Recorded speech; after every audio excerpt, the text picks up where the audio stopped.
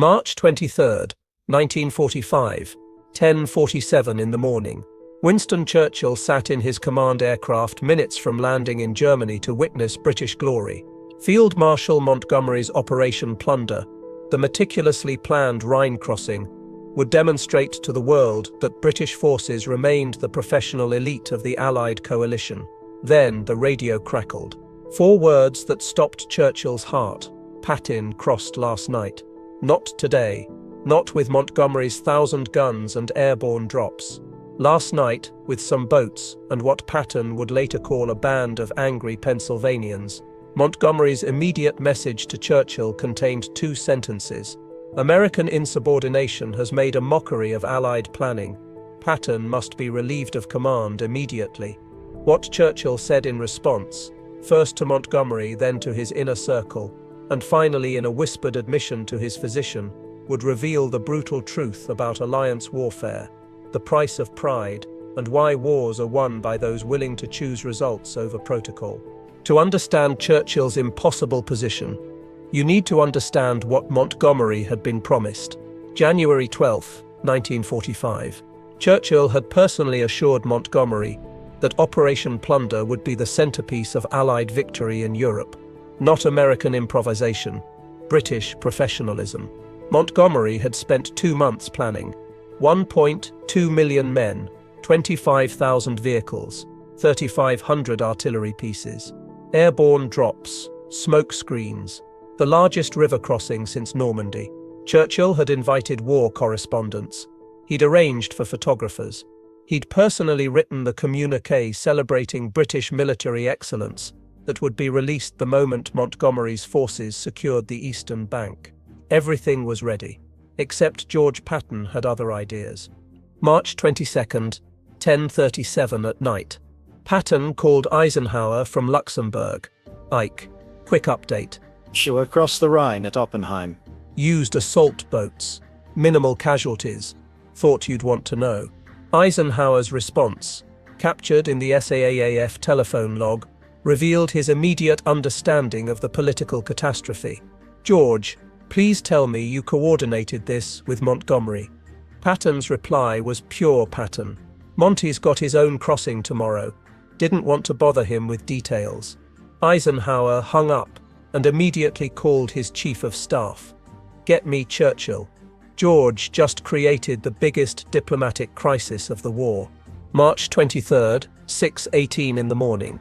Montgomery received confirmation that American forces had crossed the Rhine 12 hours before Operation Plunder was scheduled to begin. His reaction was recorded by multiple staff officers. He didn't shout, he went cold. Patton has deliberately sabotaged Allied strategy to satisfy his ego. This is insubordination at the strategic level. I want him relieved, court-martialed, and sent home. Today, his chief of staff tried to moderate. Sir, the crossing was successful. Third Army is expanding the bridgehead. Montgomery cut him off. Success is irrelevant. Discipline is paramount. If Patton is allowed to ignore command authority, we have chaos, not coalition. He drafted an immediate message to Churchill. American general has conducted unauthorized operation violating agreed strategic framework. Request you demand Eisenhower relieve Patton immediately. British forces cannot operate alongside commanders who ignore command structure. Churchill received Montgomery's message at 9:15 in the morning, minutes before his plane was scheduled to land. His military secretary watched Churchill read it 3 times. Ismay, what are the facts? Sir, Patton crossed at Oppenheim last night. Casualties under 30. Bridgehead secured. He did it without elaborate preparation, without Montgomery's permission, without anyone's permission, sir. Churchill stared out the aircraft window at Germany below.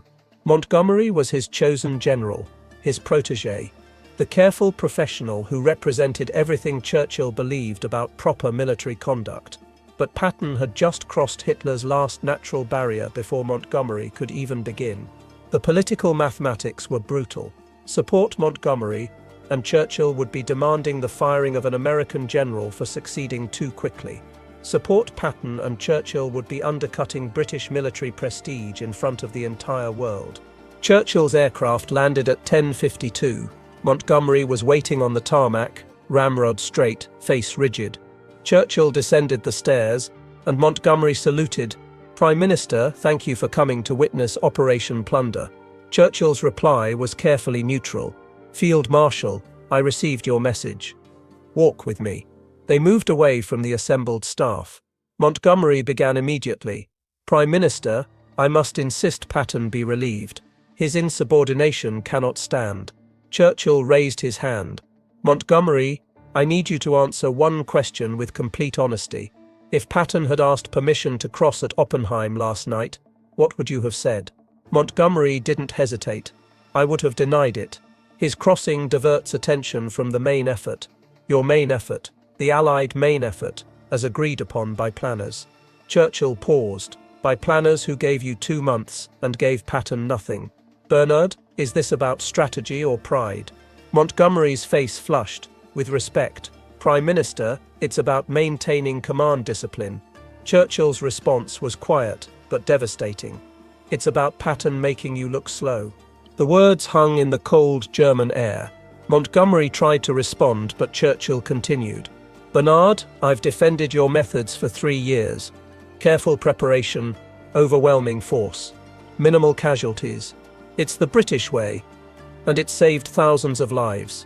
But watching Patton cross the Rhine with boats, while you needed 2 months to plan the same operation, forces me to ask uncomfortable questions." Montgomery's voice was tight.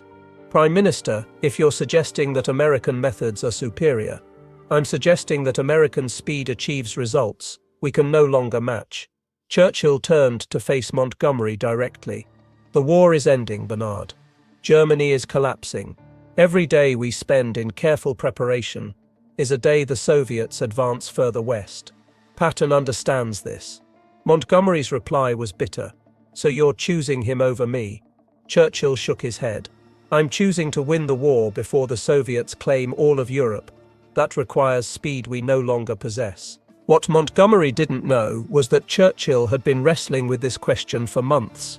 In December 1944, after Patton relieved Bastogne in 72 hours, Churchill had written in his diary, "Patton does in days what takes us weeks." In January, watching Montgomery's slow advance while Patton raced across France, Churchill confided to his physician, "The Americans have learned to move faster than we can think." And now, standing on a German airfield watching Montgomery's elaborate preparations, Churchill realized the truth he'd been avoiding. British military doctrine, the doctrine he'd defended throughout the war, had been surpassed by American operational speed. Montgomery made one final attempt. "Prime Minister, if Patton is not disciplined, you set a precedent that command authority means nothing." Churchill's response became the most honest assessment of Allied politics ever recorded. "Bernard, you're right. Patton should be disciplined. He violated protocol. He ignored coordination requirements. He made you and the British military establishment look foolish. But here's what you're not seeing. If I demand Eisenhower fire Patton, the Americans will ask why. And I'll have to explain that we're firing their most successful general because he succeeded too quickly without British permission. Do you understand how that sounds?" Montgomery started to protest, but Churchill continued. "The Americans are providing 70% of Allied forces. They're bearing the majority of casualties. They're funding this entire operation. And their general just demonstrated that he can cross the Rhine in one night with minimal preparation while we need 2 months and 1 million men to do the same thing. If I demand his firing, I'm admitting that British pride matters more than Allied victory." The silence that followed was broken by the sound of artillery. Operation Plunder had begun. Montgomery's crossing, meticulously planned, was finally happening. But everyone present knew it was no longer the main event. Churchill placed his hand on Montgomery's shoulder. "Bernard, you are one of Britain's finest commanders. History will remember your victories, but history will also remember that when the war's final chapter was written, an American general crossed the Rhine first. Not because he was better than you, but because he was willing to risk everything on speed while we calculated caution." Montgomery's response was barely audible. "So I've lost." Churchill shook his head. "We've all lost something, Bernard. You've lost precedence. I've lost the illusion that British methods still define modern warfare, but we're winning the war. That has to be enough. Churchill returned to his aircraft without watching Montgomery's crossing. His military secretary, Ismay, recorded what happened next. The Prime Minister sat in complete silence for 20 minutes. Then he asked me to take dictation.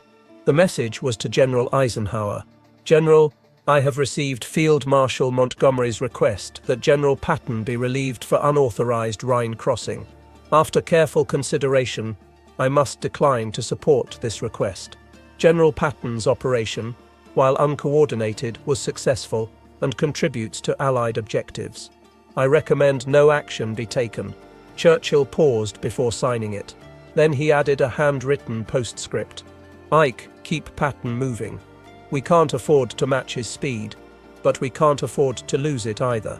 That evening, Churchill met with his personal physician, Lord Moran, in private. Moran's diary provides the only record of what Churchill said when he thought no one important was listening. The Prime Minister looked exhausted. He poured himself a whiskey and said, I've just chosen American results over British pride. Montgomery will never forgive me. The military establishment will be furious. But watching Patton cross that river while we prepared our elaborate show made me realize something terrible. We're no longer the leading military power in this alliance. We haven't been for quite some time. I've just been too proud to admit it. Moran asked if Churchill regretted the decision. Churchill's response was immediate. Not for a second. Pride doesn't win wars. Speed does. Patton understands that. Montgomery doesn't. And if I have to choose between a general who protects British prestige and a general who ends this war faster, I choose the one who brings our boys home. But there was more. Churchill continued, and this is what makes this moment so significant. Bernard demanded Patton be fired for insubordination. And he's right. Patton ignored command structure. He violated protocol. In any properly run military, he'd face consequences. But here's what Bernard doesn't understand. We're not running a properly run military.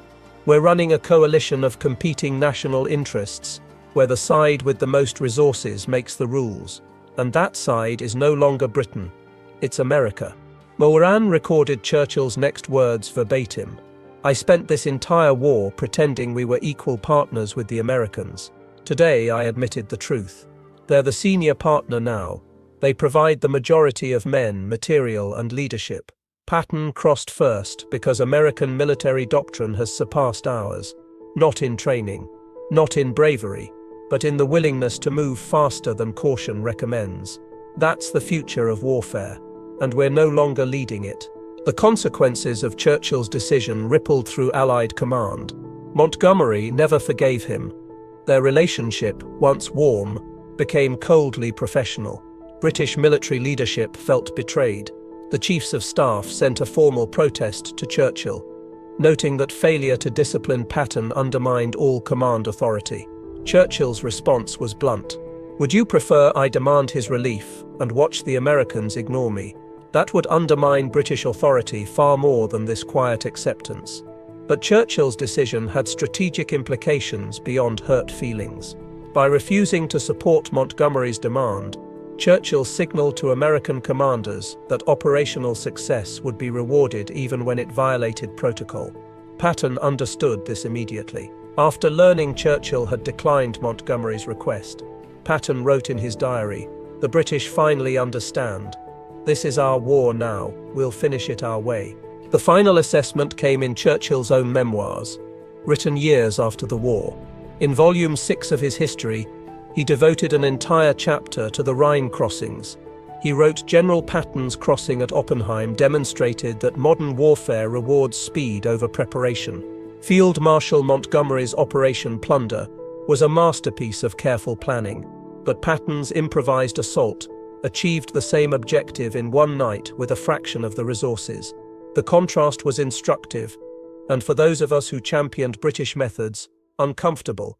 But in a private letter to President Eisenhower in 1953, Churchill was more honest. Ike, you asked me once if I regretted not supporting Montgomery's demand to fire Patton. The answer is no. Patton won the race to the Rhine. He helped end the war faster.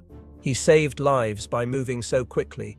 The Germans couldn't organize coherent defense. Was he insubordinate? Absolutely. Was he necessary? More than I wanted to admit. What Churchill said when Montgomery demanded Patton be fired revealed the hardest lesson of coalition warfare. Sometimes you have to choose between the general who makes you proud and the general who wins faster. Churchill chose speed. He chose results. He chose to admit that British military methods, however professional, had been surpassed by American operational tempo, and in making that choice, he acknowledged a truth that Britain had been avoiding since 1942. The empire that had once defined military excellence was no longer setting the standard. It was trying to keep pace. Montgomery wanted Patton punished for breaking the rules. Churchill understood that Patton had exposed an uncomfortable reality. In modern warfare, the side that moves fastest wins, and Britain could no longer move fast enough.